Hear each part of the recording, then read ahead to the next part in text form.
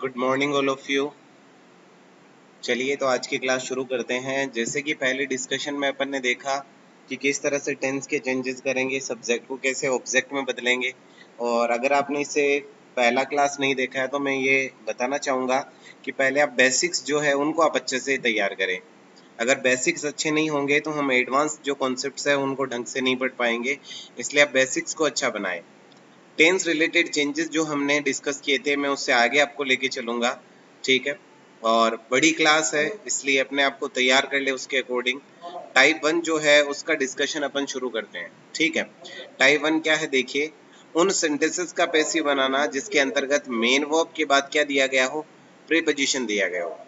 हम उन सेंटेंसेस की बात कर रहे हैं जिसमें मेन वर्ब के बाद क्या मिल रहा हो, अपने को प्रीपोजिशन मिल रहा हो। और प्रीपोजिशन चैप्टर हम पहले ही डिस्कस कर चुके हैं बड़े डिटेल के साथ, तो कहीं ना कहीं जो फिक्स प्रीपोजिशन पहले हमने डिस्कस किए वो यहाँ पे यूज होने वाले हैं।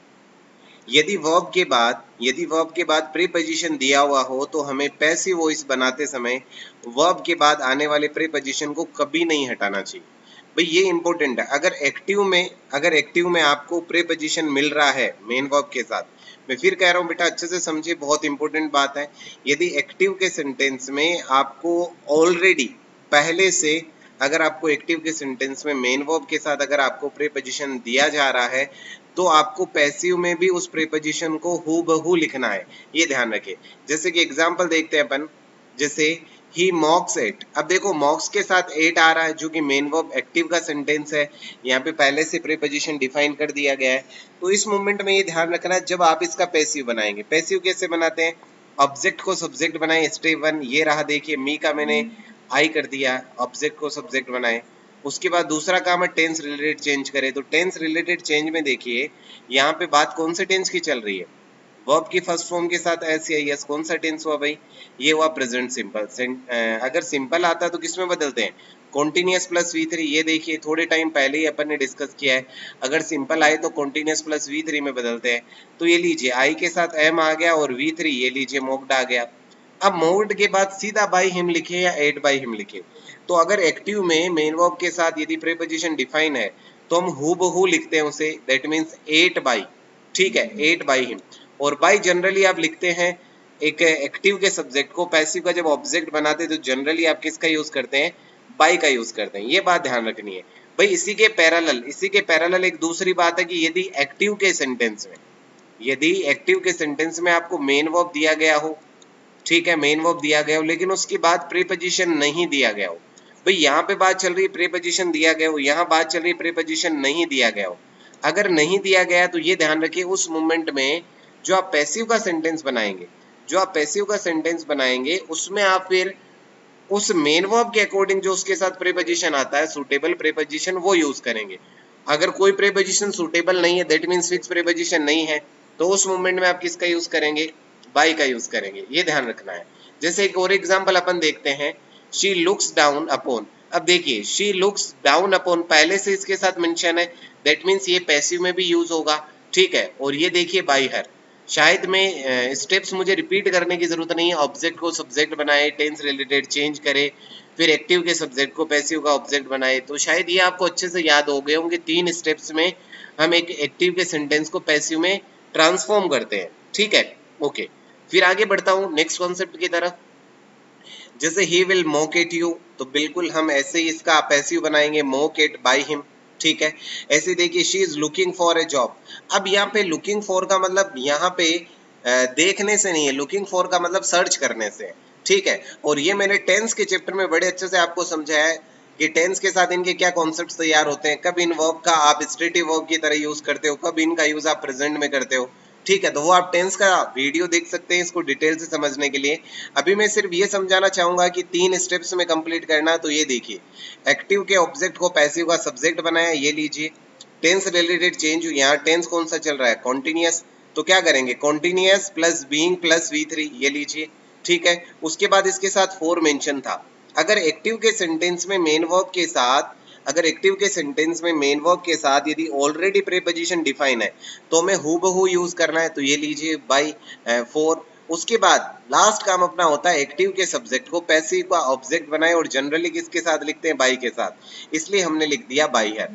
और बिल्कुल ऐसे ही देखिए ए बस run over an old man yesterday. ठीक है, बिल्कुल वही करना है। सबसे पहले इसका ऑब्जेक्ट ऑब्जेक्ट डिफाइन करने के लिए हमें मेन वर्ब से व्हाट और होम का क्वेश्चन करना होता है, जिसकी डिटेल मैंने पहले वीडियो में बड़े अच्छे से दे दी है।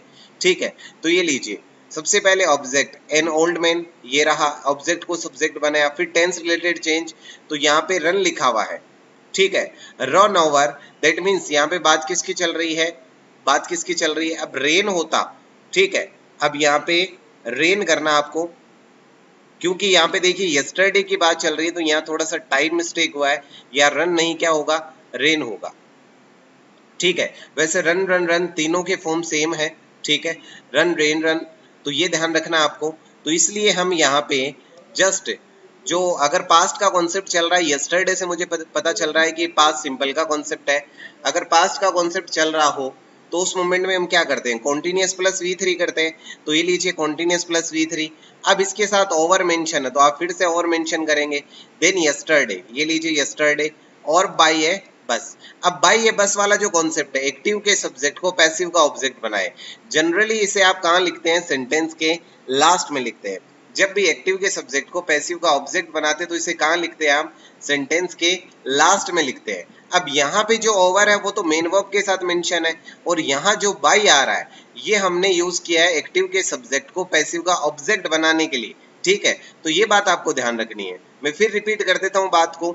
यदि मेन वर्ब के साथ क्या दिया हुआ हो, यदि मेन वर्ब के साथ प्रीपोजिशन दिया गया है, यदि मेन वर्ब के साथ क्या दिया गया है, प्रीपोजिशन दिया गया है, तो आप क्या करेंगे, इस मेन वर्ब के प्रीपोजिशन को हूबहू लिखेंगे किसमें, पैसिव में। लेकिन यदि मेन वर्ब के बाद प्रीपोजिशन नहीं है तो उस मोमेंट में आप सुटेबल प्रीपोजिशन चूज करते हैं मेन वर्ब के लिए, कि कौन सा सुटेबल प्रीपोजिशन होगा। ठीक है, ऐसे देखिए, you should abide by, should abide by, abide के साथ देखिए बाई आ रहा है, तो ये सिंपल सी बात होगी कि ये पैसिव में भी यूज होगा। तो देख लीजिए, दिस प्रॉमिस, ये ऑब्जेक्ट का सब्जेक्ट बना दिया। टेंस रिलेटेड चेंज, तो मॉडल प्लस V1 आने पर मॉडल भी V3 करते हैं। ये लीजिए मॉडल भी V3, उसके बाद ये बाई और ये रहा बाई। अब बहुत बार ऐसा होता है कि सेंटेंस जब एग्जाम में दिया जाता है, 2 बार बच्चे बाई बाई देकर इस सेंटेंस को ही गलत ठहरा देते हैं। तो भाई ये बात ध्यान रखनी है, यहाँ पे एक्टिव का पैसिव स्ट्रक्चर है। ये एक्टिव का जब पैसिव बना रहे हो तो यहाँ पे ये अबाइड बाई जो है, ये अबाइड के साथ बाई वाला बाई है, और ये जो बाई आप यूज कर रहे हो ये कौन सा है, तो ये है एक्टिव के सब्जेक्ट को पैसिव का ऑब्जेक्ट बनाए, जनरली बाई से जोड़े, ये वो बाई है। तो बेटा इस तरह के क्वेश्चंस को ध्यान रखना है। बहुत बार एग्जाम में इस तरह के प्रश्न सीधे पूछे जाते हैं और बच्चे गलत कर देते हैं। ठीक है, फिर आगे चलते हैं टाइप नंबर 2 के लिए। ये टाइप नंबर 1 कंप्लीट हुआ, जिसमें अपन ने देखा कि मेन वर्ब के बाद यदि प्रीपोजिशन आता है तो उसका क्या करना होता है।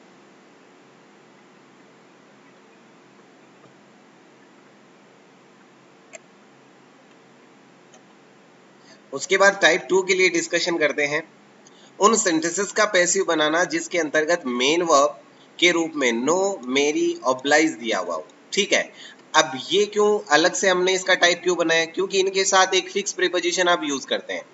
देखिए, एक्टिव वॉइस के अंतर्गत मेन वर्ब के रूप में नो, मेरी, ऑब्लाइज दिया हुआ हो तो पैसिव बनाते समय बाय के स्थान पर किसका यूज करना चाहिए, टू का, क्योंकि इनके साथ एक्टिव में पहले से प्रीपोजिशन डिफाइन नहीं होगा। ये बात ध्यान रखना आपको। ठीक है, यदि इन वर्ब्स का यूज हम एक्टिव वॉइस में करते हैं तो हम किसी भी प्रीपोजिशन का यूज नहीं करते हैं, क्योंकि अगर प्रीपोजिशन यूज होता फिर तो टाइप 1 अप्लाई हो जाता। अब यहाँ प्रीपोजिशन यूज नहीं हो रहा तो हम क्या करेंगे, यहाँ बाय यूज नहीं करके किसका यूज करेंगे, टू का, क्योंकि इनके साथ आप यूज करते हैं टू प्रीपोजिशन का।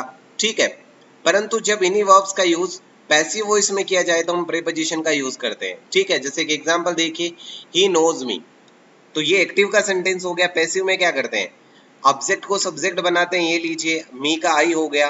टेंस रिलेटेड चेंज, तो प्रेजेंट सिंपल चल रहा है, किस में बदलेंगे, कॉन्टिन्यूअस प्लस V3। ये लीजिए कॉन्टिन्यूअस प्लस V3। उसके बाद क्या करेंगे, एक्टिव के सब्जेक्ट को पैसिव के ऑब्जेक्ट में कन्वर्ट करते हैं, और जनरली बाई के साथ। लेकिन अभी पहले ही डिफाइन कर दिया, नो, मेरी, ऑब्लाइज जो वर्ड है इनके साथ आप किसका यूज करेंगे, इनके साथ आप टू का यूज करेंगे। तो ये लीजिए टू हिम, ये बन गया आपका पैसिव स्ट्रक्चर। ऐसे देखिए, शी न्यू महात्मा गांधी। ठीक है, Mahatma Gandhi was known to her. अब यहाँ पे इंपॉर्टेंट बात सिर्फ ये है कि बच्चे क्या करते हैं, पहला ही ऑप्शन, एग्जामिनर पहला ऑप्शन जो इसमें वो देता है बाई हर वाला, और मैक्सिमम बच्चे जिन्होंने ध्यान से चीजों को नहीं पढ़ा वो बाई हर को सेलेक्ट कर लेते हैं। तो ये बात आपको बेटा ध्यान रखनी है कि बाई हर को हमें सेलेक्ट नहीं करना है, ये बात आपको ध्यान रखनी है। उसके बाद फिर आगे चलते हैं, she known blank her kindness. अब प्रश्न पूछा गया है यहाँ पे प्रीपोजिशन से जुड़ा हुआ कि टू करे या फोर करे। तो अगर आगे पर्सन की बात हो रही है तो टू करना है, अदरवाइज क्या करना है, फोर करना है। तो ये लीजिए सिंपली हम किसका यूज करेंगे, फोर का। For because known to person known for something. ये डिट्टो मैंने, ये जो लाइन है ये मैंने डिट्टो ऐसे मान लीजिए कॉपी किया है। और कहां से कॉपी किया है, अपने प्रीपोजिशन के चैप्टर से, क्योंकि वहां पे डिट्टो मैंने ये चीजें आपके साथ डिस्कस की है। नोन टू तब करेंगे जब पर्सन की बात होगी, नोन फॉर तब करेंगे जब समथिंग की बात होगी। ठीक है, ऐसे देखिए, this farmer is no blank माइजरलेसनी माइजरलीनेस। ठीक है, अब यहाँ पे इंपॉर्टेंट ये है कि आगे माइजरलीनेस जो वर्ड है क्या वो पर्सन है या थिंग है। पता चला सर पर्सन तो नहीं है, अगर पर्सन नहीं है तो किसका यूज करेंगे, फोर का यूज करेंगे। ठीक है, उसके बाद आगे देखिए, he has known to me well for 6 months। ठीक है, he is known to me to के साथ बहुत बार क्या होता है, एग्जामिनर यहाँ मी के प्लेस पे, बहुत बार इस मी के प्लेस पे एग्जामिनर क्या दे देता है, आई दे देता है। बहुत बार इस मी के प्लेस पे क्या दे देता है, आई दे देता है। तो ये आपको ध्यान रखना है। ऑब्जेक्ट जो प्रीपोजिशन है उसके बाद हम ऑब्जेक्टिव केस यूज करते हैं। तो यहाँ मी नहीं क्या होगा, सॉरी आई नहीं क्या होगा, मी होगा, जो कि पहले से मेंशन है, जो कि ऑलरेडी करेक्ट है। ठीक है, फिर आगे बढ़ते हैं, राम मैरिड सीता। ये एक्टिव वॉइस हो गया, पैसिव में क्या करना है, टू करना है। ये लीजिए, Sita was married to Ram. बड़ा ही सिंपल सा कॉन्सेप्ट अपने को यूज करना है। ठीक है, कोई कंफ्यूजन नहीं है, बड़ी सिंपल तरीके से चीजें कंप्लीट कर रहे हैं। नेक्स्ट देखिए, परीक्षा में मैरिड के बाद आने वाले टू के स्थान पर विथ या बाय देकर के अक्सर क्या दी जाती है, प्रॉब्लम दी जाती है। और बहुत सारे टीचर तो विथ डिफाइन भी कर देते हैं। ठीक है,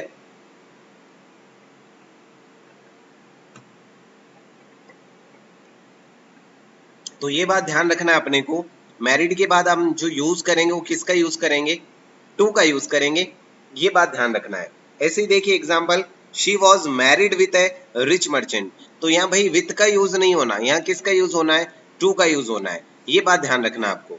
जब कोई खुद शादी न करके किसी और की शादी करवा रहा हो तो उस मोमेंट में मैरिड के बाद किसका यूज करते हैं हम, off, O double F, off का यूज करते हैं। ठीक है, जैसे Ramlal has married to his 4 daughters। अब रामलाल अपने जो डॉटर्स है उनकी शादी करवा रहा है, तो उस मोमेंट में ऐसा कोई मोमेंट जब क्रिएट हो तो उस मोमेंट में हम टू यूज नहीं करेंगे, किसका यूज करेंगे, ऑफ का यूज करेंगे। अब देखो, टू यूज जब भी करते हैं, ऑफ कब यूज करेंगे, ये बात समझ में आ गई। टू यूज कब करेंगे, जब दोनों तरफ एक मेल और एक फीमेल डिनोट हो। दैट मीन्स दो पर्सन की जब बात चल रही हो तो आप टू का यूज करेंगे। बाकी केसेस में जब कोई पर्सन किसी दूसरे की शादी करवा रहा हो तो उस मोमेंट में किसका यूज करना है, ऑफ का यूज करना है। ऐसे ही Gita is married of her 2 daughters। ठीक है, ओके, फिर आगे चलते हैं। मेरी एक ऐसी वर्ब है जिसके बाद ऑब्जेक्ट का आना जरूरी है। यदि हम ऑब्जेक्ट का यूज नहीं करें तो सेंटेंस क्या हो जाएगा, इनकरेक्ट हो जाएगा। सेंटेंस को करेक्ट करने के लिए मेरी के बाद, मेरी से पहले get, gets, got, getting etcetera का यूज कर देना चाहिए। अगर हमें सेंटेंस करेक्ट करना है तो हमें किसका, जो मैरी वर्ड है उससे पहले किसका, गेट या फिर गेट्स या गोट या गेटिंग, यानी इस वर्ब का यूज कर लेना चाहिए। ठीक है, और इसके बाद किसका यूज करेंगे, V3 का। जैसे एक सेंटेंस देखिए, राकेश मैरिड इन 2008। अब यहाँ पे सबसे इंपॉर्टेंट है कि सेंटेंस में ऑब्जेक्ट अवेलेबल नहीं है। और जब ऑब्जेक्ट अवेलेबल, ऑब्जेक्ट कैसे पता करते हैं, मैरिड व्हाट, क्या मैरिड किया, हुम मैरिड, किससे मैरिड किया। तो दोनों के रिप्लाई मुझे नहीं मिल रहे, ना तो वोट का रिप्लाई नहीं मिल, ना तो वोट का रिप्लाई मिल रहा है और ना ही हुम का रिप्लाई मिल रहा है। इसका अर्थ क्या हुआ, इसका अर्थ ये हुआ कि सेंटेंस में ऑब्जेक्ट नहीं है। और जब सेंटेंस में ऑब्जेक्ट नहीं होता, मेरी वर्ब के साथ में यदि ऑब्जेक्ट नहीं हो तो सेंटेंस क्या हो गया, इनकरेक्ट। सेंटेंस को करेक्ट करने के लिए हमें क्या करना पड़ेगा, इस मैरी वर्ड से पहले गेट, गॉट, जो भी वहां पे आ रहा वर्ब उसके अकॉर्डिंग यूज करना है। तो हमने देखा यहाँ पे मैरिड V2 है, इसलिए हमने क्या यूज कर लिया, गॉट।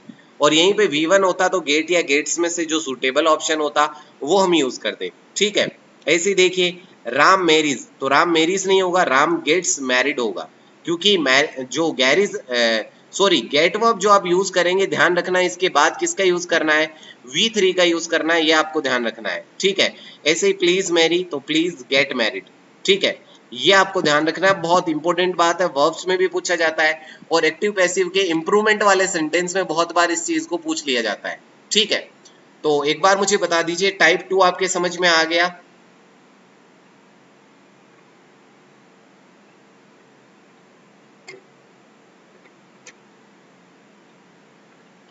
ओके, सो फिर आगे चलते हैं टाइप 3 के लिए। ठीक है, टाइप 3 के लिए डिस्कशन करना शुरू करते हैं।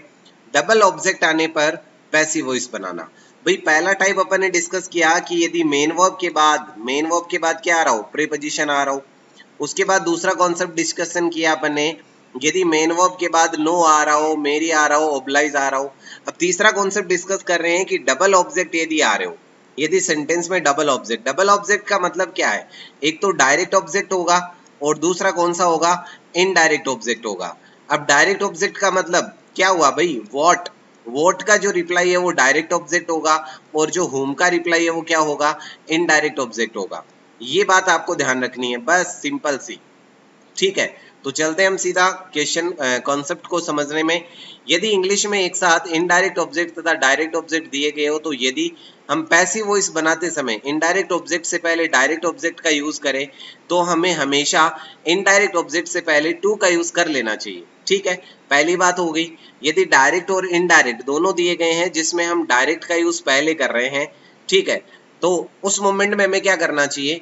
यदि दोनों दिए गए हैं और पैसिव वॉइस बनाते समय इनडायरेक्ट से पहले डायरेक्ट लिख रहे हैं, इसका मतलब सिंपल सा इसको याद ऐसे रखें, direct to indirect, direct to indirect, इसको इतना सा याद रख लो। इसका मतलब क्या हो जाएगा? डायरेक्ट ऑब्जेक्ट जहां लिखेंगे उसके बाद जो आप इनडायरेक्ट ऑब्जेक्ट लिखोगे उससे पहले आप किसको मेंशन करोगे? टू को मेंशन करोगे, डायरेक्ट टू इनडायरेक्ट। ठीक है, ऐसे याद रख लीजिए आप इसे। यदि एक्टिव वॉइस के अंतर्गत मेन वर्ब के रूप में ब्रिंग या बाय दिया गया हो, तो हम पैसिव वॉइस बनाते समय इनडायरेक्ट ऑब्जेक्ट से पहले डायरेक्ट ऑब्जेक्ट का यूज करें, तो हमेशा इनडायरेक्ट ऑब्जेक्ट से पहले टू की जगह किसका यूज करना चाहिए? फोर का। तो अब देखो, डायरेक्ट टू इनडायरेक्ट और डायरेक्ट फॉर इनडायरेक्ट, अब दो चीजें हो गई, डायरेक्ट टू इनडायरेक्ट और डायरेक्ट फोर इनडायरेक्ट। तो टू का भी यूज करना है और फोर का भी यूज करना है, दोनों बातें समझ लो। जनरली टू यूज करते हैं, फोर का भी यूज करना है, ये समझ लिया जाए।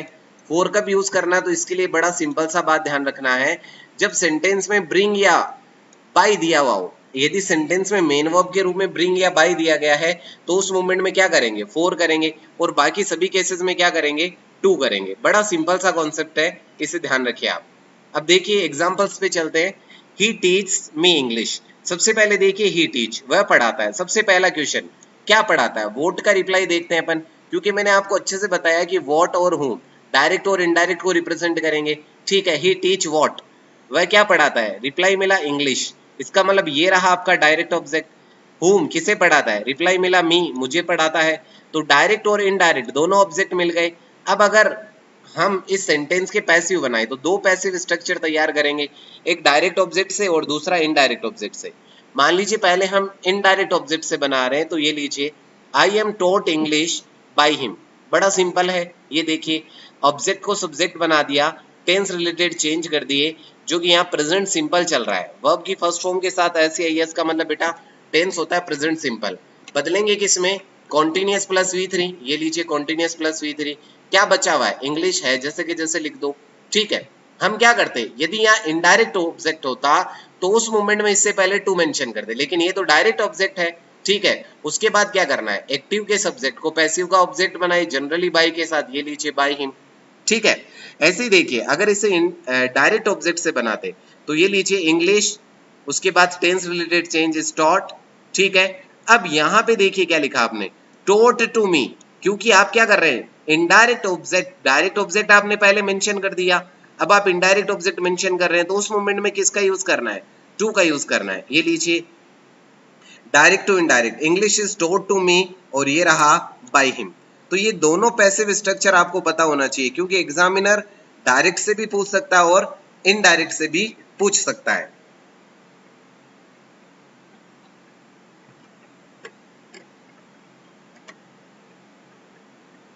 आगे बढ़ते हैं नेक्स्ट कॉन्सेप्ट की तरफ। He gave me a flower yesterday, हमें क्या करना है? सबसे पहले गेव व्हाट, क्या दिया? ये लीजिए ए फ्लावर। हुम किसे दिया? मी, मुझे दिया। दैट मीन्स व्हाट और whom दोनों का रिप्लाई मिल रहा है, मतलब डायरेक्ट ऑब्जेक्ट और इनडायरेक्ट ऑब्जेक्ट दोनों है। ये लीजिए, पहले हम बनाते हैं इसे इनडायरेक्ट ऑब्जेक्ट से। आई वॉज गिवन, तो गेव यहाँ V2 चल रहा है, V2 का मतलब पास्ट सिंपल, बदलेंगे किसमें, कॉन्टिन्यूअस प्लस V3, तो ये लीजिए वॉज गिवन, ठीक है। उसके बाद क्या बचा यहाँ पे, ए फ्लावर, यस्टरडे यस्टरडे। उसके बाद सिंबल, एक्टिव के सब्जेक्ट को पैसिव का ऑब्जेक्ट बना दीजिए, ये लीजिए साहब बाय हिम। ये तो सिंपली आपका तैयार हो गया इनडायरेक्ट से। अगर डायरेक्ट से बनाते तो a flower was given to me yesterday by him, तो शायद कहानी बड़े अच्छे से आपको समझ में आ गई। क्या करना होता है, करना सिंपल होता है, direct to indirect, direct for indirect. Direct for indirect तब करते हैं जब ब्रिंग या बाई की बात हो, ठीक है, ओके। ऐसे देखिए, he will bring U A watch, ठीक है। तो ये रहा आपका एक्टिव का पैटर्न। पैसिव बनाएंगे तो एक तो बन सकता है यू विल बी ब्रॉट, यहाँ पे यू विल बी ब्रॉट क्यों लिख रहा हूँ, क्योंकि मॉडल प्लस V1 चल रहा है तो मॉडल भी V3 करेंगे, ठीक है। ए वॉच बाय हिम, दूसरा क्या बन जाएगा, a watch will be brought for you by him, ठीक है, ओके। नेक्स्ट पे चलता हूँ, he brought me a book yesterday. अब यहाँ पे थोड़ा सा समझने वाली बात है, इंपॉर्टेंट बात है। मेन वर्ब के रूप में, मेन वर्ब के रूप में आप किसका यूज कर रहे हो, ब्रॉट का। ऊपर वाले सेंटेंस में देखिए, मेन वर्ब के रूप में किसका यूज किया, ब्रिंग का। जब ब्रिंग का यूज किया तो देखिए, जब आपने इनडायरेक्ट ऑब्जेक्ट को कनेक्ट किया तो किससे कनेक्ट किया, फोर से। और यही चीज आपको यहाँ देखनी है। तो सबसे पहले ये सेंटेंस तो शायद आपको समझ में आ गया, जो अपन इनडायरेक्ट से बनाएंगे। डायरेक्ट वाला समझते हैं, ए बुक, उसके बाद ब्रॉट आ रहा है, V2 आ रहा है, तो continuous plus V3, was brought हो गया। उसके बाद टू मी करें या फोर मी करें, तो बड़ी सिंपल सी बात थी। अगर बाई की बात हो या ब्रॉट की बात हो या ब्रिंग की बात हो, ठीक है, तो ब्रिंग और बाई, अगर इन दोनों वर्ब्स की बात हो रही है तो हम क्या यूज करेंगे, फॉर यूज करेंगे। तो ये लीजिए, for me yesterday by him. तो बड़ा ही सिंपल सा कॉन्सेप्ट तैयार हुआ। यस्टरडे का यूज हम बाय हिम के बाद भी कर सकते हैं। तो ये पॉइंट इसलिए लिखा गया है कि बहुत बार एग्जामिनर ऐसा करता है कि यस्टरडे जो शब्द है इसको बाय हिम के बाद लिख के देता, तो वो आपको टेंशन नहीं लेनी है। ध्यान रखना है कि वो भी क्या होगा, करेक्ट होगा, ठीक है। तो ये अपना हुआ टाइप 3, जो कि बहुत ज्यादा इंपॉर्टेंट है। मैं फिर कह रहा हूं बेटा, हर एक कॉन्सेप्ट जो है वो बहुत ज्यादा इंपॉर्टेंट है। आज तक आपने पैसिव पढ़ा है, वो अलग तरीका था। जो चीज आप अभी पढ़ रहे हैं, तो यहाँ पे सबसे इंपॉर्टेंट है कि कोई भी कंफ्यूजन नहीं होना चाहिए। कोई भी जो कॉन्सेप्ट अपन पढ़ रहे हैं, अगर उसमें कंफ्यूजन है तो कॉन्सेप्ट पढ़ने का कोई अर्थ नहीं है। बिना किसी कंफ्यूजन के सारे कॉन्सेप्ट डील कर रहे हैं अपन, ठीक है। आगे बढ़ते हैं नेक्स्ट कॉन्सेप्ट की तरफ। यदि एक्टिव वॉइस के अंतर्गत डायरेक्ट ऑब्जेक्ट के बाद इनडायरेक्ट ऑब्जेक्ट दिया हुआ हो, तो हम पैसिव वॉइस बनाते समय केवल डायरेक्ट ऑब्जेक्ट का यूज कर सकते हैं। हम यहाँ पर इनडायरेक्ट ऑब्जेक्ट को सब्जेक्ट नहीं बना सकते। अब देखिए, बहुत इंपॉर्टेंट बात क्या है, यदि सेंटेंस में, एक्टिव के सेंटेंस में डायरेक्ट ऑब्जेक्ट के बाद इनडायरेक्ट ऑब्जेक्ट दिया गया है, जैसे ऊपर के सेंटेंस जितने भी थे उनमें क्या था, पहले इनडायरेक्ट उसके बाद डायरेक्ट था। लेकिन अगर इसका उल्टा हो जाए, अगर इसका उल्टा होने का मतलब क्या है, she is telling what a story, ये मिल गया आपको डायरेक्ट और ये रहा आपका इनडायरेक्ट। इसका मतलब डायरेक्ट आपको पहले मिल रहा है, इनडायरेक्ट बाद में मिल रहा है। तो इस मूवमेंट में क्या करेंगे, इस मूवमेंट में हमें क्या करना है, देखिए सबसे पहले ऑब्जेक्ट को सब्जेक्ट बनाया, ये लीजिए। उसके बाद टेंस रिलेटेड चेंज, ये लीजिए, इज बीइंग टॉल्ड। अब क्या करना है, ये डायरेक्ट ऑब्जेक्ट था, ये रहा इनडायरेक्ट ऑब्जेक्ट, ये लीजिए, टू अस, जैसे है वैसे के वैसे ही अपने को मेंशन किया, ठीक है। बाय हर, क्योंकि यहाँ पे एक्टिव का सब्जेक्ट सी है तो ऑब्जेक्ट हर हो जाएगा, और ऑब्जेक्ट को किसके साथ जोड़ते हैं, बाय के साथ, ठीक है। अब आप कहेंगे सर इस रूल को पढ़ने की कहाँ जरूरत थी। रूल को पढ़ने की इसलिए जरूरत थी क्योंकि यहाँ पे जो भी टू या अस कुछ भी लिखा होता है, फोर लिखा है, टू लिखा हुआ है, तो हमें उसमें कोई चेंज नहीं करना, हूबहू उसको यहाँ पे क्या करना है, मेंशन करना है, ये ध्यान रखिए आप, ठीक है, ओके। फिर चलते हैं टाइप 4 की तरफ। टाइप 4 क्या कह रहा है, ठीक है, ओके। टाइप 3 तक सारे बच्चे मुझे बताइए, टाइप 3 तक समझ में आ गया आपके अच्छे से।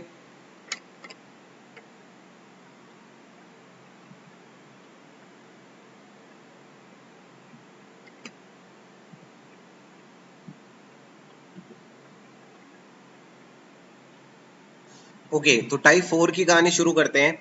उन सेंटेंसेस का पैसिव बनाना जिनके अंतर्गत मेन वर्ब के रूप में इनगल्फ, कंटेन और इंटरेस्ट दिया हो, ठीक है। ये आपको ध्यान रखना है, 3 पर्टिकुलर वर्ब है जिनके पैसिव अलग से बनाते हैं हम, तो ये ध्यान रखना है, इनगल्फ, कंटेन और इंटरेस्ट दिया गया हो, ठीक है। तो सबसे पहले देखिए मेन वर्ब के रूप में एनगल्फ, एनग्रोस, कंटेन, इंटरेस्ट दी गई हो तो हमें पैसिव बनाते समय बाय के स्थान पर किसका यूज करना चाहिए? इनका।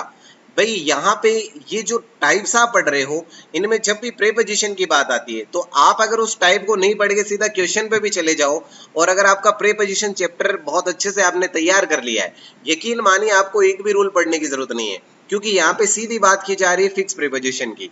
ठीक है, जो कंटेन है उसके साथ इनका यूज करेंगे, इंटरेस्ट इन यू होगा, इनग्रोस इन होगा, इनगल्फ इन होगा। तो सिंपल सा आपको याद रखना है कि उसके साथ प्रीपोजिशन कौन सा यूज होगा। ठीक है, जैसे एग्जांपल पे चलता हूं, fire engulf the whole building. ठीक है, तो आपने जैसे इस वर्ब को देखा आपको पता है इसके साथ जो फिक्स प्रीपोजिशन है वो क्या आएगा? इन आएगा। सिंपल है, ये लीजिए ऑब्जेक्ट को सब्जेक्ट बनाया, टेंस रिलेटेड चेंज किए, the whole building, tense related change, V2 चल रहा है, V2 का मतलब यहाँ हुआ पास्ट सिंपल, पास्ट सिंपल को किस में बदलेंगे? कॉन्टिन्यूअस प्लस V3, तो ये लीजिए वॉज इनगल्फ्ड। उसके बाद क्या बचा? फायर बचा। अब बाय फायर लिखूं या इन फायर लिखूं? तो इन फायर लिखेंगे क्योंकि इसके साथ फिक्स प्रीपोजिशन किसका यूज किया जाता है? इन का यूज किया जाता है। ऐसे ही दिस बुक कंटेन मैप्स, तो लीजिए maps are contained in this book, तो कंटेंट के साथ फिक्स पहले से इन जो है वो क्या है? फिक्स प्रीपोजिशन है। तो मैं उस टाइम भी आपको ये चीज बता रहा था कि भाई जो अपन आगे चैप्टर्स पढ़ने वाले हैं उनमें फिक्स प्रीपोजिशन का एक बड़ा रोल होगा। ठीक है, और उसके लिए अपने आप को तैयार रखें आप। तो जो बच्चे अभी भी प्रीपोजिशन को डील नहीं कर पाए हैं या उन्होंने पूरा चैप्टर नहीं पढ़ा या फिक्स प्रीपोजिशन याद नहीं है, तो यकीन मानिए आगे भी ये चीज आपको बार बार डिस्टर्ब करेगी, हर चैप्टर में डिस्टर्ब करेगी। तो इसलिए उसको आप अच्छे से तैयार करें। मैंने बड़े डिटेल से प्रीपोजिशन चैप्टर करवाया है। ठीक है, एक भी क्वेश्चन उससे बाहर से नहीं मिलना, बस शर्त यह है कि आप उसको अच्छे से तैयार करें।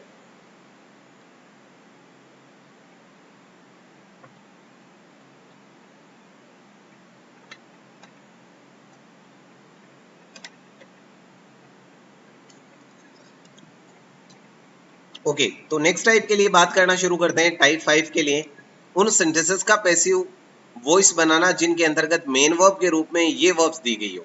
ठीक है, तो अब देखिए surprise at something, surprise with person, annoyed at something, annoyed with person.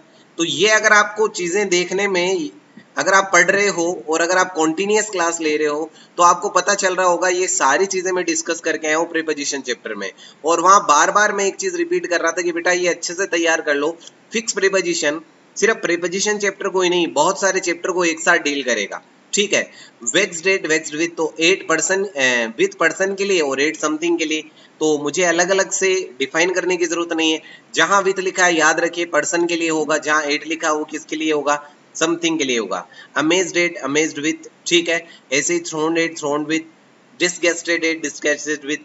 तो ये सारे के सारे जैसे कंप्लेस्ड है, एस्टोनिश्ड है, प्लीज्ड है, डिसप्लीज्ड है, सेटिस्फाइड है, डिससेटिस्फाइड है, शॉक्ड है, फर्निश्ड है, डेकोरेटेड है, एडोर्न है, गार्निश्ड है, एम्बेलिश्ड है। ठीक है, ओवरवेल्म्ड है, एंग्री है, फ्रोन्ड है, एग्रीड है। अब इसके साथ अलग से आया देखो टू, 8 और विद का हमें पता है। टू अगर आए तो हम बात करते हैं किसकी? प्रपोजल की। टू अगर आए तो बात किसकी करते हैं हम?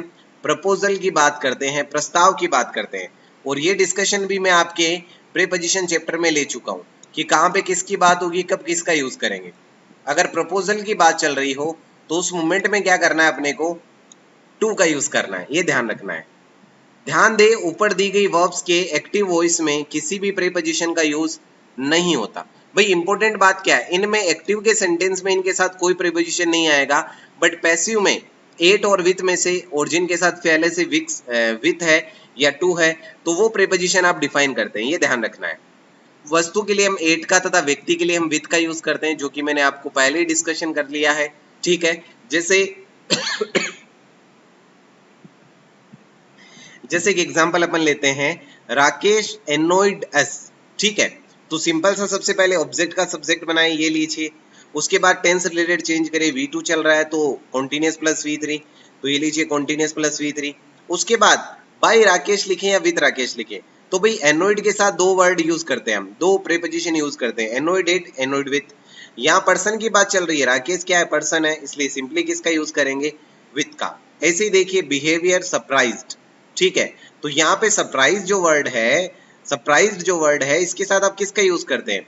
एट का यूज करते हैं समथिंग के लिए, तो ये लीजिए एट इज बिहेवियर। बहुत ही सिंपल कॉन्सेप्ट है, बस जिस बच्चे ने पीछे के चैप्टर्स को अच्छे से तैयार किया है उसके लिए सिंपल है। जो बच्चे बिल्कुल नई तरीके से चीजों को पढ़ रहे हैं उनको ये लगेगा सर ये रूल्स बहुत बड़े हैं, ये इतने तैयार कैसे होंगे, याद कैसे होंगे। जो बच्चा रेगुलरली क्लास अटेंड कर रहा है, प्रॉपर क्लास अटेंड कर रहा है, उसको ये सोचने की जरूरत ही नहीं है कि याद कैसे होगा, क्योंकि वो सारी वही चीजें रिपीट हो रही है जो हम पहले डिस्कस करके आए हैं। ठीक है, और मैं हर बार बोलता हूँ एक चैप्टर दूसरे चैप्टर से पूरी तरह से लिंक है, तो इसलिए हर चैप्टर को आप डिटेल से पढ़ें। ठीक है, एक तो होता है एग्जाम में बैठना और एक होता है सिलेक्शन लेना। अगर एग्जाम में बैठना है तो आपकी चॉइस, आप कुछ भी कीजिए, और सिलेक्शन लेना है तो बेटा आपको पढ़ना ही पड़ेगा।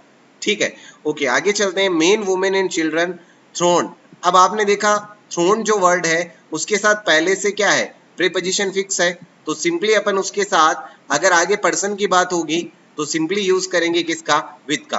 तो ये लीजिए थ्रोन विद, क्योंकि मुझे शायद बाकी चीजें डिफाइन करने की जरूरत नहीं है क्योंकि वो पहले ही अपन डिस्कस कर चुके हैं। ऐसे देखिए, I do not know why she is annoyed. अब आपको पता है एनोइड अपोन लिखा हुआ आ रहा है यहाँ पे। ठीक है, एनोइड अपोन लिखा हुआ आ रहा है, अपोन और विथ, ये आपको ध्यान रखना है। तो एनोइड के साथ विथ का यूज करते हैं, एनोइड 8 और एनोइड विथ। तो यहाँ अपोन जो वर्ड है वो अपोन नहीं होगा, यहाँ पे किसका यूज होगा, विथ का यूज होगा। ऐसे ही सीमा इज एक्सट्रीमली एनोइड ऑन, तो ऑन नहीं होगा, यहाँ पे भी क्या होगा, विथ होगा, क्योंकि यहाँ पे यू राकेश लिखा हुआ है। ठीक है, your behaviour annoyed them yesterday. ठीक है, ये तो हो गया आपके एक्टिव का सेंटेंस। जब आप पैसिव बना रहे हैं तो ये देखिए, सबसे पहले देम ऑब्जेक्ट को सब्जेक्ट बनाया आपने, टेंस रिलेटेड चेंज, एनोइड लिखा हुआ है तो वर एनोइड। अब आगे लिखा हुआ है योर बिहेवियर, ये पर्सन है या थिंग है, तो आपने कहा सर ये तो समथिंग है। अगर समथिंग है तो ये लीजिए एट योर बिहेवियर, और उसके बाद रिमेन पार्ट जो आपका बच गया यस्टरडे। ठीक है, तो ये सिंपल सा कॉन्सेप्ट अपने को ध्यान रखना है, और जैसे जैसे एक एक कॉन्सेप्ट कंप्लीट हो रहा है उनको आप बार बार रिपीट भी करते रहे, उनको समझते भी रहे, उनसे जुड़े हुए जो क्वेश्चंस आपके माइंड में चल रहे हैं वो मुझे आप सेंड कर सकते हैं, मुझसे पूछ सकते हैं। ठीक है, ओके।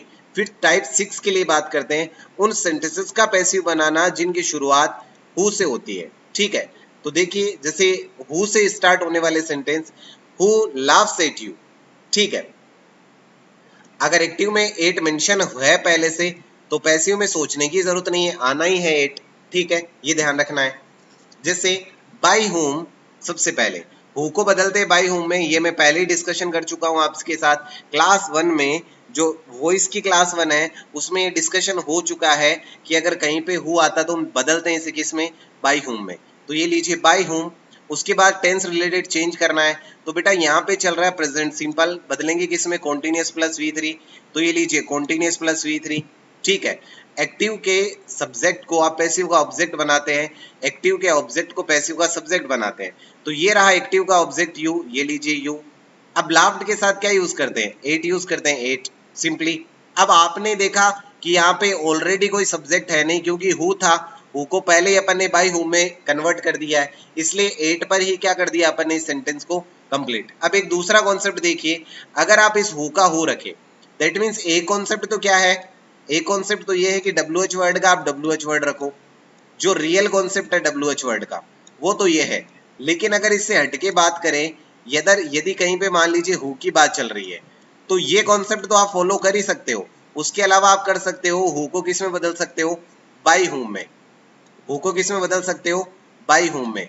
ये भी आपको ध्यान रखना है भाई, ये भी आपको ध्यान रखना है। ठीक है, हु को आप बदल सकते हो किसमें, बाई हुम में। तो इसलिए देखिए ये कॉन्सेप्ट अपन ने डिस्कस कर लिया, अब इसको समझते हैं। हु का हु हो गया, उसके बाद एक्टिव के सब्जेक्ट को पैसिव का ऑब्जेक्ट, ये लीजिए यू। टेंस रिलेटेड चेंज, ये लीजिए आर लाव्ड। ठीक है, उसके बाद क्या करना है, एट, ये लीजिए एट। अब यहाँ पे हम पहले क्या कर रहे थे, एक्टिव के सब्जेक्ट को पैसिव का ऑब्जेक्ट बना रहे थे। सब्जेक्ट कौन है, हु का तो हु मेंशन कर दिया, लेकिन इसको ऑब्जेक्ट बनाते तो क्या करते हम, बाई हुम लिखते। ऑब्जेक्टिव केस क्या होता है, हुम होता है। तो एक तो प्रश्न ये उठता है सर बाई हुम लिख दो, बाई हुम लिख दें तो हु तो पहले ही मेंशन कर दिया, तो हुम किसका कर रहे थे, हु का ही तो हुम कर रहे थे।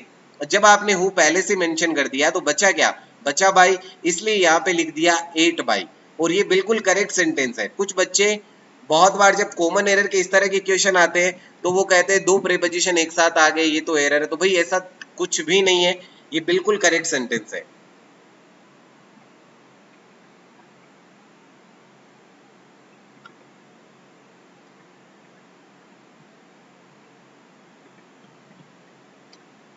अब नेक्स्ट क्वेश्चन के लिए बात करते हैं, who will write an essay. ठीक है, तो देखिए सबसे पहले एक तो बाई होम से बना सकते हैं और दूसरा हु से। भाई बात सिंपल सी याद रखनी है, अगर बाई होम से बनाएंगे, अगर बाई होम से बनाएंगे, अगर बाई होम से बनाएंगे तो आगे जाके हमें ऑब्जेक्ट मेंशन करने की जरूरत नहीं है। ऑब्जेक्ट मेंशन करने का मतलब बाई मेंशन करने की जरूरत नहीं है। लेकिन अगर आप हु से बना रहे हो, हु से बना रहे हो, इसका मतलब आगे जाके आपको बाई मेंशन करना होगा ऑब्जेक्ट को रिप्रेजेंट करने के लिए। ठीक है, ये बात आपको याद रखना है बस। अगर बाई हुम आ गया तो आगे बाई नहीं आना, अगर हु आ रहा तो आगे क्या करना है, बाई का यूज करना है। ठीक है, तो मैं आगे बढ़ता हूँ। ठीक है, मैक्सिमम बच्चों ने ऑलरेडी बुक ले रखा है तो ये सारे एग्जाम्पल उसमें दिए गए हैं। ठीक है, तो मैं इससे थोड़ा सा आगे आपको लेके चलता हूँ। हर एक एग्जाम्पल में वही बात रिपीट की गई है, तो थोड़ा सा टाइम बच जाए अपना, इसलिए मैं आपको आगे लेके चलता हूँ। एक लास्ट एग्जाम्पल बता देता हूँ, is she waiting for you. ठीक है, अब यहाँ पे हु से कहानी बिल्कुल अलग है। ठीक है, तो यहाँ पे कहानी अलग है, तो एक बार के लिए हु वाले कॉन्सेप्ट को हटा दीजिए, बाकी कॉन्सेप्ट आप यूज कर लीजिए। एक्टिव के सब्जेक्ट को पैसिव का ऑब्जेक्ट ये लीजिए। उसके बाद टेंस रिलेटेड चेंज, तो यहाँ पे इज वेटिंग चल रहा है, इसका मतलब कॉन्टिन्यूअस चल रहा है, तो continuous plus being plus V3 ये लीजिए। उसके बाद वेटिंग फॉर, पहले से एक्टिव के सेंटेंस में पहले से मेन वर्ब आ रहा था, तो ये लीजिए मेन वर्ब आ गया। एक्टिव के सब्जेक्ट को पैसिव का ऑब्जेक्ट बनाए, तो सी का ऑब्जेक्टिव केस होगा हर, और जनरली हम ऑब्जेक्ट को किसके साथ जोड़ते हैं, बाई हर। तो ये सेंटेंस बन गया आपके पैसिव स्ट्रक्चर का। क्योंकि यहाँ पे जब अपन बात करते हैं इंट्रोगेटिव सेंटेंस की, तो इंट्रोगेटिव के दो पैटर्न हम लेके चलते हैं, एक तो हेल्पिंग वर्ब से शुरू होने वाले सेंटेंस, और दूसरा आता है WH वर्ड से शुरू होने वाले सेंटेंस। तो मेरे अकॉर्डिंग अब दोनों में ही आपके कोई कंफ्यूजन नहीं होगा, दोनों में कोई दिक्कत नहीं आएगी, चाहे हेल्पिंग वर्ब वाला आए चाहे WH वर्ड वाला आए। ठीक है, यदि हेल्पिंग वर्ब दो शब्दों में दी गई हो तो नेगेटिव सेंटेंस में उनके बीच में नोट आ जाता है, तथा इंट्रोगेटिव सेंटेंस में उनके बीच में सब्जेक्ट आ जाता है। तो ये बात बिल्कुल ऐसे मान लो स्टार इसलिए की गई है कि बहुत बार बच्चे इसको लेके कंफ्यूज हो जाते हैं, तो इसको लेके कंफ्यूज नहीं होना है। ठीक है, दो शब्दों में दिया होने का मतलब क्या है, अगर कहीं पे नेगेटिव रिप्रेजेंट हो रहा है सेंटेंस, तो उस मोमेंट में आप नोट का यूज कहाँ करते हैं, थर्ड प्लेस पे करते हैं जनरली, तो वही चीज मेंशन की गई है। हम सभी जानते हैं कि हु एक सब्जेक्टिव केस होता है तथा हुम एक ऑब्जेक्टिव केस होता है, और इंग्लिश में प्रीपोजिशन के बाद कभी भी सब्जेक्टिव केस का यूज नहीं होता। भाई ये बात मुझे लगता है कम से कम मैंने 1000 बार रिपीट कर दी है कि हु सब्जेक्टिव केस होगा, हुम ऑब्जेक्टिव केस होगा, और हुज पॉजिटिव एडजेक्टिव होगा। ठीक है, बहुत बार ये बात रिपीट कर चुका हूँ, तो आपको अच्छे से समझ में आ गया होगा। ठीक है, फिर भी मैं एक बार देख लेता हूँ इस क्वेश्चन में, आई नो टू हु। अब देखो टू प्रेपोजिशन है, टू प्रेपोजिशन है, तो प्रेपोजिशन के बाद कौन सा केस, ऑब्जेक्टिव केस, तो ये हु तो सब्जेक्टिव है, तो हु को हटाएंगे और हम यहाँ पे क्या करेंगे, हुम करेंगे। ठीक है, सिंपल है। ऐसे ही देखिए, हु प्लेज दिस गेम, ये एक्टिव का सेंटेंस है। सबसे पहले हु को बदल दिया हमने किस में, बाई हुम में। बाई हुम में बदल क्यों रहे, यही तो चीज हमने देखी, क्योंकि सर हमें पैसिव जो स्ट्रक्चर है उसमें ऑब्जेक्ट इंपोर्टेंट होता है, इसीलिए हम क्या कर रहे हैं, बाई हुम कर रहे हैं। तो बहुत सिंपल सी बात है जो हमने सीखी है अभी ऊपर के कॉन्सेप्ट से, और ये कॉन्सेप्ट बहुत ज्यादा इंपॉर्टेंट है क्योंकि अक्सर बच्चे इसमें कंफ्यूज रहते हैं और क्वेश्चन को गलत करके आते हैं। तो मेरे बच्चे, मुझे लगता है बिल्कुल भी अब कोई चांस नहीं बनता कि इस क्वेश्चन को गलत करे, वो बिल्कुल सटीक आंसर दे के आएंगे, ऐसा सोचता हूं मैं। ठीक है, और बताइए आप क्या सोच रहे हैं, क्या आप भी ऐसा ही सोच रहे हैं, जल्दी से मुझे बताइए।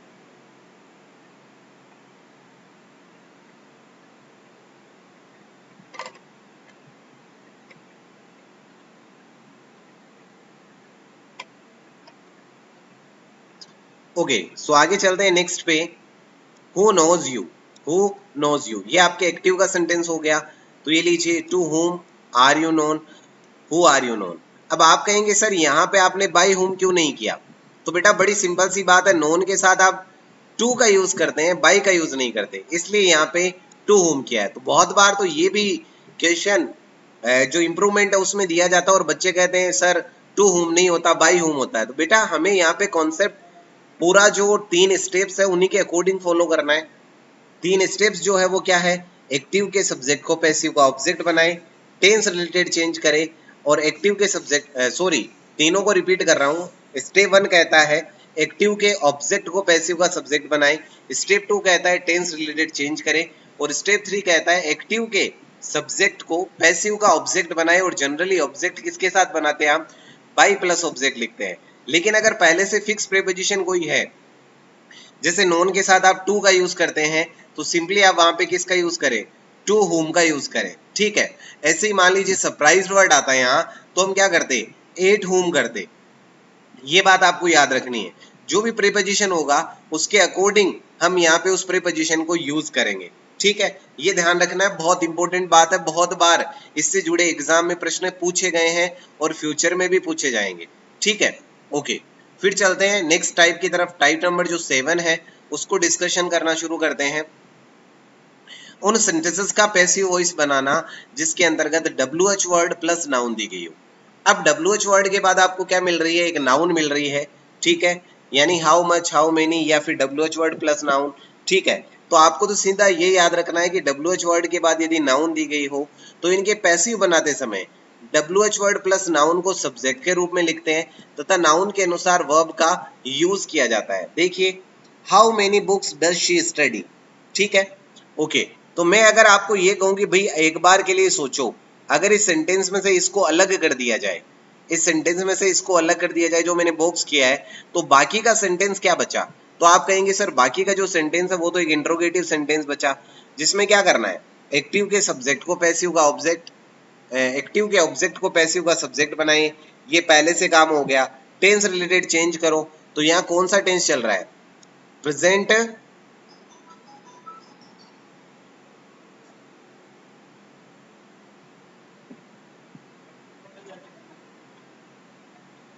यहाँ पे कौन सा टेंस चल रहा है, देखिए यहाँ पे प्रेजेंट सिंपल टेंस चल रहा है, डज स्टडी। ठीक है, किस में बदलेंगे, कॉन्टिन्यूअस प्लस V3। ठीक है, ओके, कॉन्टिन्यूअस प्लस V3 क्या हो जाएगा, स्टडीज नहीं होगा, स्टडीड हो जाएगा। ठीक है, उसके बाद क्या करेंगे, एक्टिव के सब्जेक्ट को पैसिव का ऑब्जेक्ट बनाएंगे। एक्टिव का सब्जेक्ट क्या है, शी, तो पैसिव का ऑब्जेक्ट बना दिया, ये लीजिए बाई है। ठीक है, तो शायद बहुत ही सिंपल सा कॉन्सेप्ट है ये, क्योंकि यहाँ पे आप इसको अगर अलग से रख दें, किसको, WH वर्ड प्लस नाउन को, तो बाकी कहानी वही है जो हम इंट्रोगेटिव सेंटेंस में डिस्कस करते हुए आए। ठीक है, फिर वही करना है, वोट बुक्स, तो ये लीजिए इसको आपने है जैसे कि जैसे ही मेंशन कर दिया। स्टेप 1 आपका कंप्लीट हो चुका, अब आप सीधा स्टेप 2 पे काम करिए। ठीक है, डू स्टडी, आपने कहा सर यहाँ पे कॉन्सेप्ट चल रहा है किसका, कॉन्सेप्ट किसका चल रहा है भाई, कॉन्सेप्ट चल रहा है प्रेजेंट सिंपल का, तो कॉन्टिन्यूअस प्लस V3, ये लीजिए कॉन्टिन्यूअस प्लस V3। ठीक है, उसके बाद एक्टिव के सब्जेक्ट को पैसिव का ऑब्जेक्ट, ये एक्टिव का सब्जेक्ट पैसिव का ऑब्जेक्ट बन गया।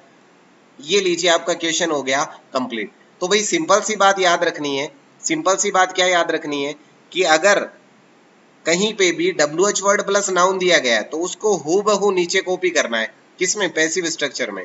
पैसिव दिया है तो एक्टिव स्ट्रक्चर में करना है, और उसके बाद का काम वही 3 स्टेप्स जो मैं बार बार बोल रहा हूँ। पहला काम, एक्टिव के ऑब्जेक्ट को सब्जेक्ट बनाए, तो ये स्टेप इसमें पहले से कंप्लीट हो गया, क्योंकि जब आपने बिल्कुल हूबहू से नीचे लिखा है WH वर्ड प्लस नाउन को, तो वो काम आपने कंप्लीट कर दिया। तो आप स्टेप 2 देख लीजिए, टेंस रिलेटेड चेंज कीजिए, और उसके बाद में लास्ट में एक्टिव के सब्जेक्ट को पैसिव का ऑब्जेक्ट बनाना, जो कि जनरली किसके साथ लिखते हैं, बाई के साथ लिखते हैं। ठीक है, तो ये अपने 7 रूल्स कंप्लीट हो गए हैं। बात को आगे बढ़ाते हैं और अपन डिस्कशन शुरू करते हैं, golden rules of voice.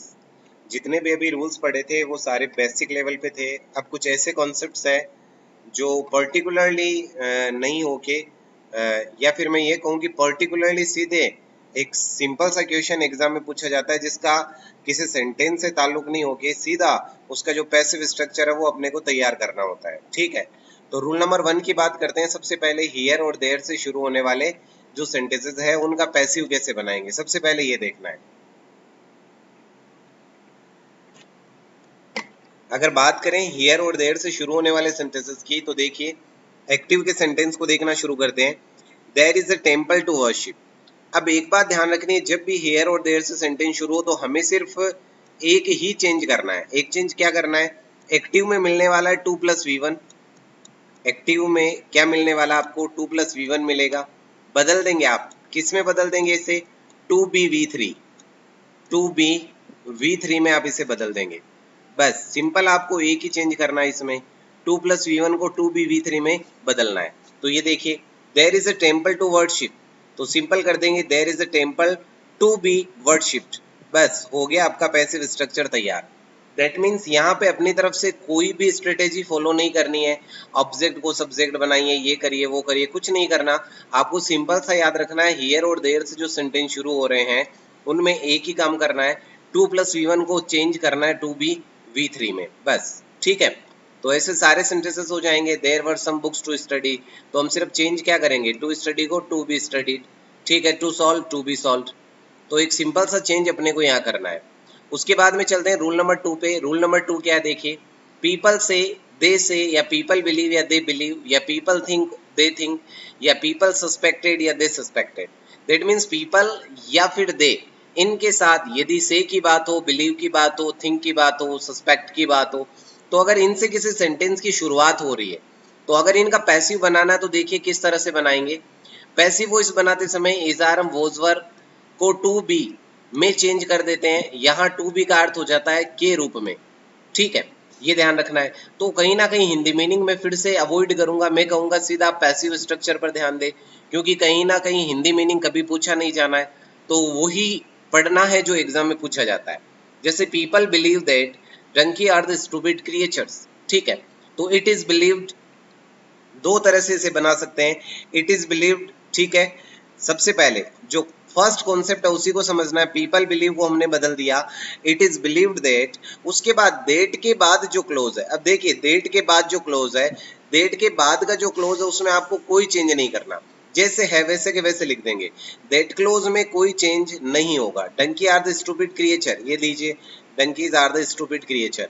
That clause में कुछ भी चेंज नहीं करना। आपको चेंज कहाँ करना है, चेंज सिर्फ यहाँ करना, पीपल बिलीव को it is believed. It is believed कैसे आया, तो पीपल के लिए इट यूज किया हमने, ठीक है। अच्छा उसके बाद देखिए बिलीव वर्ड लिखा हुआ है, तो बिलीव कौन सा कॉन्सेप्ट चल रहा है भाई, प्रेजेंट सिंपल। सिंपल को किस में करेंगे, कॉन्टिन्यूअस प्लस v3, तो इसलिए हमने कर दिया इज बिलीव, ठीक है। अच्छा उसके बाद देखिए दूसरा कॉन्सेप्ट इसी का, अगर देट क्लोज वाले पार्ट से अपन इसको सॉल्व आउट कर रहे होते तो क्या करते, डंकी, उसके बाद में वर्ब चेक करते हैं अपन, क्योंकि उस मोमेंट में क्या करेंगे अपन, अगर पैसिव स्ट्रक्चर अपन तैयार कर रहे हैं किसके बेसिस पे, ऑब्जेक्ट के बेसिस पे, बिलीव व्हाट या बिलीव हुम।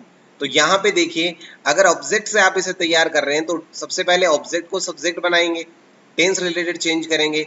अब 2 + v1 अगर है तो 2b v3, बिलीव्ड 2b।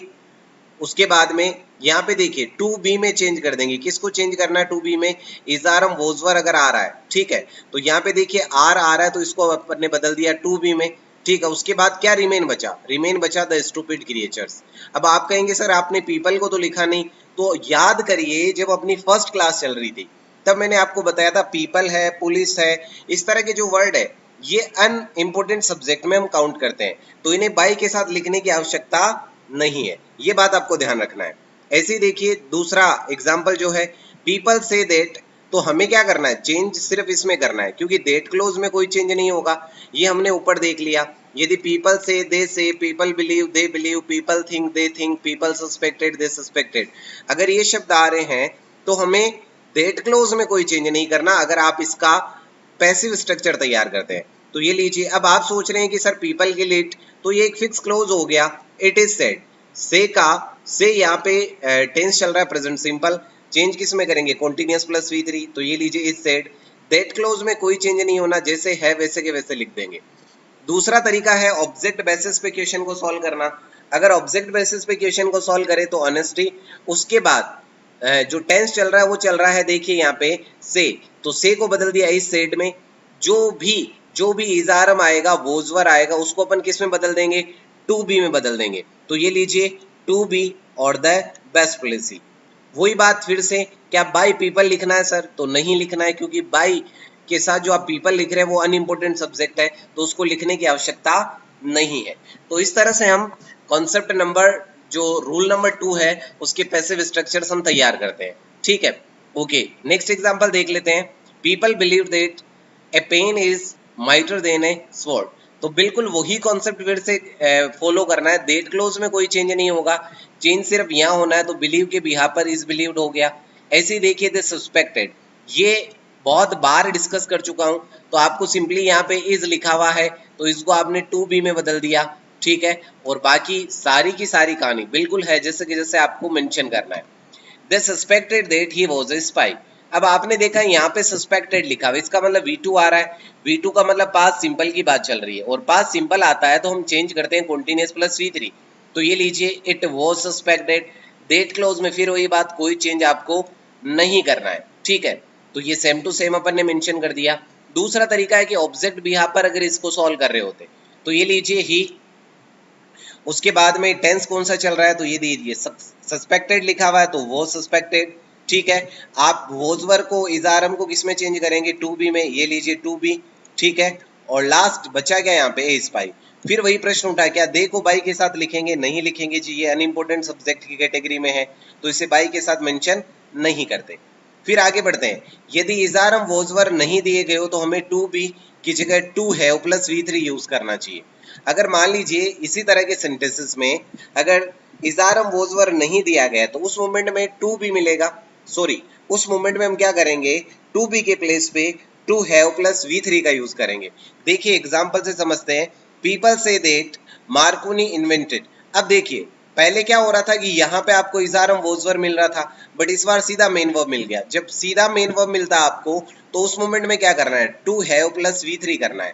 तो देखिए पीपल से दैट, तो एक तो सिंपल सा बनता है it is said that, that close में कोई बदलाव नहीं करना, पहला पैसिव तो ये बन सकता है। दूसरा पैसिव क्या बनेगा, तो ये देखिए ऑब्जेक्ट बिया पर अगर आप इसे सॉल्व कर रहे होते तो मार्कनी सेड, उसके बाद जो आपकी वर्ब है इन्वेंटेड, तो आप करते टू हैव V3 इन्वेंटेड, और ये रहा रेडियो। फिर प्रश्न वही उठा, क्या बाय पीपल करना है तो नहीं करना है क्योंकि अनइम्पोर्टेंट सब्जेक्ट है। तो आई थॉट आपको ये बात बड़े अच्छे से समझ में आ गई कि किस तरह से इस क्वेश्चन को हम सॉल्व करेंगे, ठीक है। तो मैं आगे बढ़ता हूँ सीधा नेक्स्ट क्वेश्चन की तरफ, टाइम बचाते हुए हम आगे चल रहे हैं। जहां कंफ्यूजन है आप मुझसे पूछ सकते हैं कि सर यहाँ कंफ्यूजन है ये कैसे हुआ बताइए, ठीक है। ओके नेक्स्ट देखिए, Rakesh is said to murdered a man, ठीक है। अब यहाँ पे एरर क्या हुआ, एरर क्या हुआ वो समझना है। राकेश इज सेड, यहाँ तक तो ठीक था, अब यहाँ पे टू मर्डर्ड लिखा हुआ है, जबकि सही क्या होगा, टू हैव मर्डर्ड होगा। अभी जस्ट अपन ने डिस्कस किया है, अगर इजारम वोजवर की जगह इजारम वोजवर नहीं दिया गया है तो उस मोमेंट में टू बी के प्लेस में हम क्या करते हैं, टू हैव प्लस V3 का यूज करते हैं। तो ये बात ध्यान रखनी है क्योंकि ये क्वेश्चन कॉमन एरर में भी पूछा जा सकता है, एक्टिव पैसिव स्ट्रक्चर में भी पूछा जा सकता है। तीसरा यही क्वेश्चन पूछा जा सकता है किसमें, फिल इन द ब्लैंक्स में। Geeta is believed playing this window. अब देखिए इज बिलीव्ड आ गया, जैसे ही आपने इज बिलीव्ड देखा आपके माइंड में कॉन्सेप्ट आया कि सर बिलीव वाला कॉन्सेप्ट लग रहा है, सस्पेक्ट वाला कॉन्सेप्ट लग रहा है, थिंक वाला कॉन्सेप्ट लग रहा है। तो उस मोमेंट में क्या करना है, उस मोमेंट में बड़ा सिंपल है, to be V3 sorry to have plus V3 use करेंगे। तो गीता इज बिलीव, अब देखिए टू हैव प्लस V3 कहाँ है, तो ये रहा सी ऑप्शन आपका, टू हैव प्लस V3, ठीक है। ओके सो आगे बढ़ते हैं, नेक्स्ट रूल के लिए बात करते हैं। जहां कंफ्यूजन हो, मैं फिर कह रहा हूं जहां पे भी कंफ्यूजन होता है आप मुझसे पूछ सकते हैं। नेक्स्ट रूल नंबर 3 के लिए बात करते हैं, प्रेजेंट पार्टिसिपल। भाई पार्टिसिपल का मतलब क्या है, पहले ये समझो आप, पार्टिसिपल का मतलब क्या है। वर्ब की फोर्थ फॉर्म लिखा हुआ है, वर्ब की फोर्थ फॉर्म तीन तरह से आप जनरली यूज करते हैं, तीन तरह से आप जनरली यूज करते हैं। एक V4 आप वर्ब की तरह यूज करते हैं, एक V4 आप किसकी तरह यूज करते हैं, वर्ब की तरह जो मेन वर्ब है, ठीक है। दूसरा V4 आप यूज करते हैं किसकी तरह, झिरंड की तरह। झिरंड में क्या होगा, यही वर्ब रोल करेगी, किसका रोल करेगी, नाउन का रोल करेगी, ठीक है। जब वर्ब की ING फॉर्म किसका रोल करे, नाउन का रोल करे, तो उसे आप कहते हैं झिरंड, ठीक है। समझना है क्योंकि अभी इस कॉन्सेप्ट को सोल्व करना है, उतना समझना जितना इस कॉन्सेप्ट में नीड है, ठीक है। अच्छा तीसरा कॉन्सेप्ट क्या है, तीसरा कॉन्सेप्ट है जब वर्ब की ING फॉर्म किसका रोल करे, एडजेक्टिव का रोल करे, तो उसे आप क्या कह देते हैं, उसे कह देते हैं आप पार्टिसिपल। उसे आप क्या कह देते हैं, उसे कह देते हैं आप पार्टिसिपल। सिंपल हो गया, ठीक है। अगर नाउन का रोल करेगी तो झिरंड कहलाएगी, अगर एडजेक्टिव का रोल करेगी तो क्या कहलाएगी, पार्टिसिपल कहलाएगी, ठीक है। तो प्रेजेंट पार्टिसिपल वाले सेंटेंसेस के पैसिव बनाना, देखिए कैसे बन रहा है। I do not like people hating मी।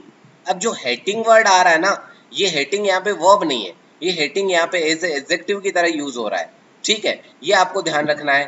तो देखिए पैसिव स्ट्रक्चर तैयार करते हैं अपन, आई डू नॉट लाइक। अब यहाँ पे देखिए सिंपल सा काम क्या करना है आपको, सिंपल सा काम ये करना है कि आपको पता है V4 यहाँ पे आ रहा है, ठीक है, पीपल को लिखने की जरूरत नहीं है।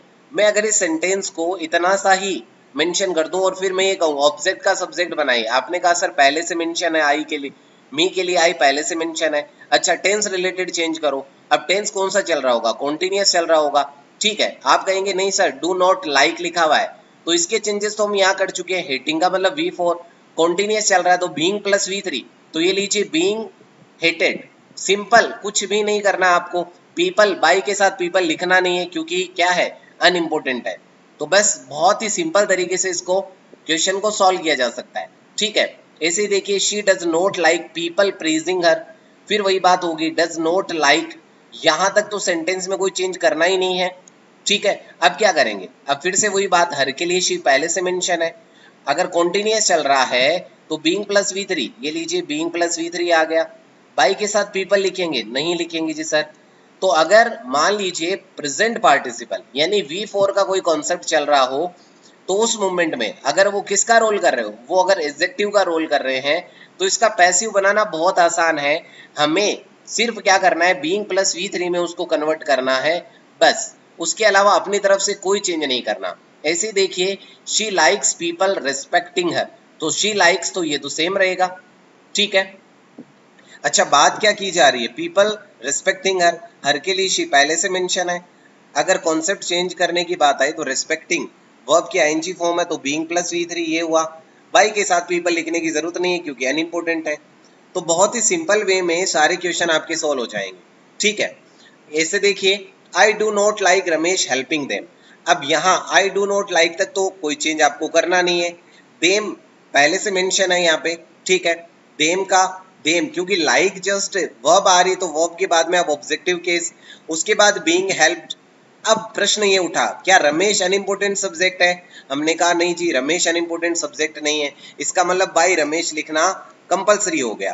फिर एक प्रश्न ये भी उठता है बच्चे के माइंड में कि सर आप ऊपर तो हर के लिए हर नहीं लिख रहे थे, यहाँ देम क्यों लिखा, भाई हर के लिए शी यूज हो गया लेकिन देम के लिए दे यूज नहीं हुआ, इसलिए यहाँ पे देम को मेंशन किया गया है। फिर प्रश्न उठा कि सर दे करना चाहिए आप देम क्यों कर रहे हो, तो भाई यहाँ पे देखिए डू नॉट लाइक पहले से वर्ब आ रहा है, वर्ब के बाद में ऑब्जेक्टिव केस मेंशन करना है, तो ऑब्जेक्टिव केस दे का ऑब्जेक्टिव केस क्या होगा, देम होगा, इसलिए हमने किसका यूज किया है, देम का यूज किया है, ठीक है। ऐसे ही देखिए I do not like Seema insulting you, I do not like यहाँ तक कोई आपको बदलाव नहीं करना है। अब देखिए ऑब्जेक्ट को सब्जेक्ट बनाए, ये ऑब्जेक्ट को सब्जेक्ट बनाया, tense related change insulting, verb helping verb plus main verb आ रहा होता तो कॉन्टिन्यूअस प्लस V3, तो कॉन्टिन्यूअस में हेल्पिंग वर्ब है नहीं, that means being plus V3। क्योंकि हम क्या करते हैं आईएनजी को कॉन्टिन्यूअस मानते हैं, कॉन्टिन्यूअस को बदलते किस में, बीइंग प्लस V3 में, कॉन्टिन्यूअस को continuous plus being plus V3 में बदलते हैं, तो ये लीजिए बीइंग इंसल्टेड। और बाई सीमा, क्योंकि बाई सीमा क्यों लिख रहे हैं, क्योंकि सीमा अनइम्पोर्टेंट नहीं है इसलिए हमें बाई सीमा लिखना कंपलसरी हो गया। तो आई थॉट ये चीजें बड़े अच्छे से आपके समझ में आ गई, ठीक है। सो मैं आगे लेके चलता हूँ नेक्स्ट कॉन्सेप्ट की तरफ। रूल नंबर 4 के लिए अपना डिस्कशन शुरू करते हैं। रूल नंबर 4 क्या है ये समझना शुरू करते हैं, ठीक है। Subject plus verb plus adjective, ठीक है। अब यहां पे लिख दिया मैंने फिक्स एक्सेप्शन, ठीक है। फिक्स का मतलब क्या है, ये एक्सेप्शन में इसे आप काउंट कर सकते हैं। कुछ ऐसे सेंटेंसेस आते हैं जहां पे subject plus verb plus adjective आपको मिलता है, इसमें ये सेंटेंस बहुत बार सीधे एग्जाम में पूछे जाते हैं, तो कोई रूल फॉलो नहीं करना, सीधा सा इनका बनेगा, वेन वाले कॉन्सेप्ट से अप्लाई करते हैं आप इसे, ठीक है। ये देखिए सब्जेक्ट आया, ये वर्ब आई, और जैसे ही आपको एडजेक्टिव दिखा आपके माइंड में आना चाहिए रूल नंबर 4। क्या करना है ये देखिए, सबसे पहले सब्जेक्ट, उसके बाद tense related change, is sweet, ठीक है, इज स्वीट, यानी यहाँ पे टेंस रिलेटेड चेंज आप क्या कर रहे हैं, स्मेल के अकॉर्डिंग, यहाँ पे देखा प्रेजेंट सिंपल, प्रेजेंट सिंपल के अकॉर्डिंग कॉन्टिन्यूअस प्लस V3, तो कॉन्टिन्यूअस V3 यहाँ पे कहाँ यूज करना है वो सबसे इंपॉर्टेंट है। रोज इज स्वीट, और अब यहाँ बनाएंगे किससे, वेन से, वेन इट इज स्मेल्ट, ठीक है। ऐसे ही quinine tastes bitter, quinine is bitter when it is tasted, ठीक है। ऐसे ही roof feels smooth, roof is smooth when it is felt, तो बस ऐसे मान लीजिए आपको ये 3 सेंटेंस, आप चाहे तो ये कह सकते हैं कि सर ये 3 एक्सेप्शन सेंटेंस है जिनको आपको ध्यान में रखना है, जो बार बार एग्जाम में रिपीट भी होते हैं। तो बस इनका जो पैसिव स्ट्रक्चर है वो आपको ध्यान रखना है और सीधा पैसिव स्ट्रक्चर आपको तैयार करना है। ठीक है, तो रूल नंबर 4 तक अपना कंप्लीट हो गया कॉन्सेप्ट।